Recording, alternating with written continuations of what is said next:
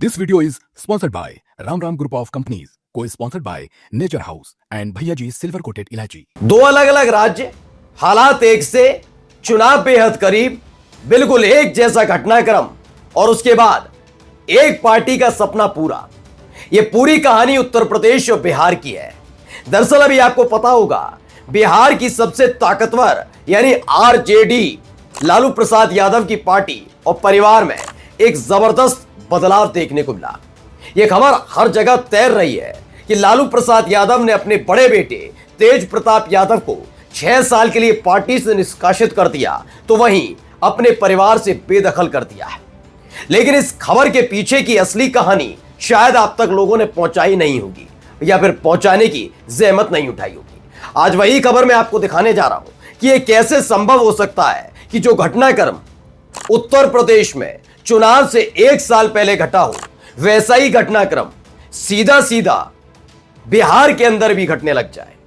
यादव परिवार वहां पर भी था, यादव परिवार यहां पर भी है। बीजेपी वहां यादव परिवार में तोड़ करके, सेंधमारी करके सत्ता में आई थी। यहां पर भी कुछ ऐसे ही हालात बनाए जा रहे हैं। क्या वाकई मान लिया जाए बीजेपी के पास अपना कोई एजेंडा, विकास का कोई मानक नहीं है जिसके आधार पर वो पूर्ण बहुमत की सरकार बना पाए? क्योंकि वहां पर भी कुछ ऐसे हालात थे, यहां पर भी है। और बार बार मैं साजिश का जिक्र क्यों कर रहा हूं, जरा आपको इस वीडियो को आखिर तक देखिए, समझ जाएंगे। नमस्कार, मैं हूं प्राज्वल गौतम और आप देख रहे हैं खबर चौक। सबसे पहले शुरुआत उसी खबर के साथ।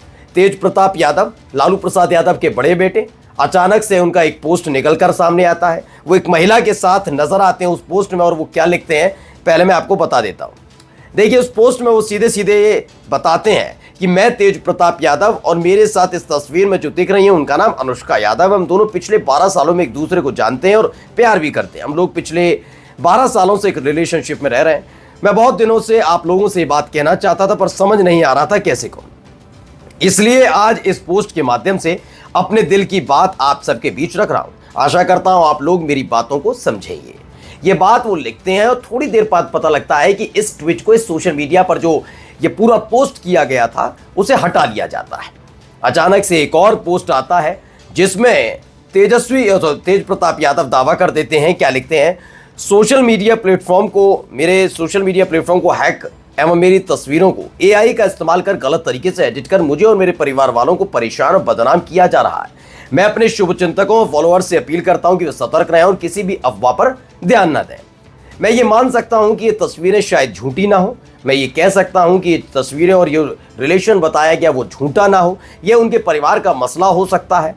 लेकिन सवाल ये उठता है कि अचानक से तेज प्रताप यादव सिर्फ एक तस्वीर को ट्वीट करते हैं या सोशल मीडिया पर डालते हैं, लेकिन जैसे ही वो पोस्ट डालते हैं और उसे हैक होना बताते हैं, उसके फौरन बाद तमाम न्यूज़ चैनल्स पर और अलग अलग सोशल मीडिया पर तेज प्रताप यादव की उसी महिला के साथ तस्वीरें, अलग अलग तस्वीरें कैसे वायरल हो जाती हैं? ये सवाल का जवाब कौन देगा? क्या तेज प्रताप यादव ने अलग अलग तस्वीरें खुद आकर शेयर कर दी? ऐसा तो नहीं होगा। यानी किसी ना किसी ने खेल किया है, ये समझिएगा। मैंने फिर क्या कह रहा हूं, समझिए। आप एक तस्वीर, एक पोस्ट के जरिए आप भावनात्मक रूप से कुछ कर देते हैं पोस्ट, उसके बाद आपको एहसास होता है कि आपने गलती कर दी सार्वजनिक जीवन में, आप उसे डिलीट कर देते हैं, आप कुछ भी बहाने बनाते हैं। लेकिन आपने एक तस्वीर पोस्ट की थी, लेकिन उसी संबंध से जुड़ी हुई आपकी 6, 7, 8, 10, 20, 50 वीडियो और तस्वीरें अगर लगातार सोशल मीडिया पर तैरने लग जाएं, तो आप समझिए ना कुछ तो खेल है। कहीं ना कहीं कोई ना कोई तो है जो इसके पीछे है, जिसमें तेज प्रताप यादव को निशाने पर लिया। अच्छा, ये निशाने पर क्यों लिया गया वो मैं आपको बाद में बताऊंगा। पहले देखिए लालू प्रसाद यादव ने क्या लिखा। निजी जीवन में नैतिक मूल्यों की अवहेलना करना हमारे सामाजिक न्याय के लिए सामूहिक संघर्ष को कमजोर करता है।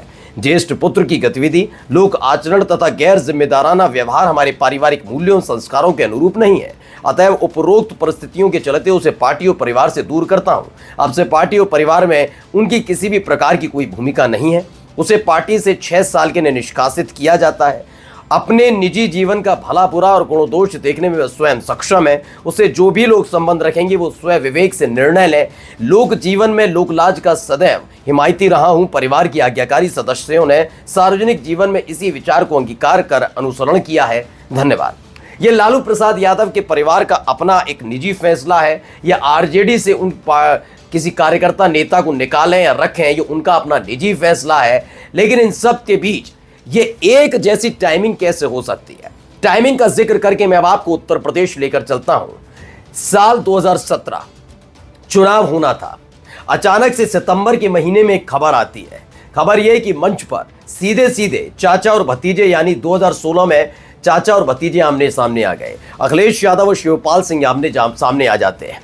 तू तू मैं होती है, धक्कम धुक्की भी होती है, और इन सब के बीच खबर आती है कि भतीजे ने, यानी अखिलेश यादव ने चाचा को, यानी शिवपाल सिंह यादव को सभी पदों से हटा दिया। वो उस पूरे क्लाइमैक्स में नहीं जाऊंगा और पूरे बैकग्राउंड में नहीं जाऊंगा, लेकिन सबको पता है चाचा भतीजे के बीच का द्वंद्व छिड़ता है।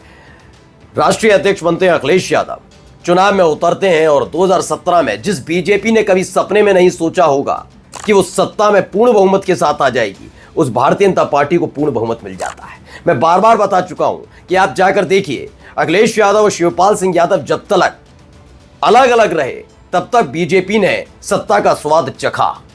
2017 में भी, 2022 में भी। 2022 में चाचा और भतीजे साथ आए, लेकिन अलग अलग पार्टियों से थे। दोनों अलग अलग पार्टियों से थे। कार्यकर्ता, नेता, उनके समर्थक, उनके वोटर्स जानते थे कि कभी भी चाचा भतीजे अलग हो सकते हैं। इसलिए इसका असर यह पड़ा कि आखिरकार बीजेपी फिर से जीती, क्योंकि जो उनके अपने कोर वोटर थे वो दो हिस्सों में बटे हुए थे। फायदा तीसरे ने उठाया, वो जीत गए। लेकिन जब से मैनपुरी उपचुनाव हुआ है और चाचा भतीजे साथ आए और शिवपाल सिंह यादव की समाजवादी पार्टी में दोबारा एंट्री हुई है, बीजेपी की उल्टी गिनती शुरू हो गई है। लोकसभा चुनाव चाचा यानी शिवपाल सिंह यादव और भतीजे ने अखिलेश यादव की एक साथ आने के बाद यह पहला लोकसभा चुनाव था 2016 के बाद। जाकर देख लीजिए आंकड़े, आपको पता लग जाएगा। समाजवादी पार्टी ने इतिहास रच दिया और इसी के साथ तीसरी बड़ी, देश की तीसरी सबसे बड़ी पार्टी बनी। अब बिहार में विधानसभा चुनाव था। जिस तरीके से तेवर चिराग पासवान पिछले कुछ दिनों से दिखा रहे हैं, हर किसी ने देखा। नीतीश कुमार भी खुश नहीं है बीजेपी से। बीजेपी अकेले पड़ती नजर आ रही थी। खबर यह थी कि चिराग पासवान कभी भी आरजेडी के साथ जा सकते हैं। ऐसे में किसी भी कीमत पर जब चिराग पासवान को अपने साथ रहते हुए कमजोर नहीं कर पाए, उनके हौसले नहीं तोड़ पाए, तो आरजेडी को निशाना बनाया। अब याद करेंगे कि मैंने तकरीबन 1.5 महीने पहले भी ये बात कही थी कि अगर बिहार में आरजेडी में तोड़कर ही बीजेपी कुछ कर सकती है। जब तक ये कहीं परिवार नहीं तोड़ पाते, पार्टियां नहीं तोड़ पाते, तब तक बीजेपी अपनी दाल नहीं गलवा पाती है। ये स्थिति है बीजेपी। आज जाकर देख लीजिए, पूर्ण बहुमत की सरकार महाराष्ट्र में कभी बनी नहीं बीजेपी की। अब जाकर देख लीजिए, इतिहास उठाइए। लेकिन आज जब पार्टियां टूटी, अजित पवार की पार्टी टूटी, शरद पवार की पार्टी और शिवसेना टूटी, तब जाकर देखिए पूर्ण बहुमत, यानी मान लीजिए पूर्ण बहुमत से थोड़ा सा कम रह गए। समझिए ताकत कहां से आती है बीजेपी पास। बीजेपी के पास यही एक हथकंडा है। माना यह जा रहा है कि बिल्कुल वैसी ही सिचुएशन बनी है। भाई भाई में लड़ाई हो कराने की पूरी तैयारी थी। लालू प्रसाद यादव ने तेज प्रताप यादव पर जैसे ही कार्रवाई की, बीजेपी ने इसे अपने लिए वरदान के तौर पर देखा है। लेकिन यकीन मानकर चलिए, अखिलेश भी इसे समझते हैं, शिवपाल भी समझते हैं, लालू प्रसाद यादव तक बात पहुंचा दी गई है कि आपने फैसला लिया, ये आपका फैसला हो सकता है। लेकिन यकीन मानकर चलिए, इसी फैसले की उम्मीद बीजेपी जता रही थी और आगे जो प्लान सेट किया है उस पर पानी फेरने की पूरी तैयारी कर ली गई है। नमस्कार। New public inter college Lucknow, admission open. For more information call 0522 282232 और 7755 089585।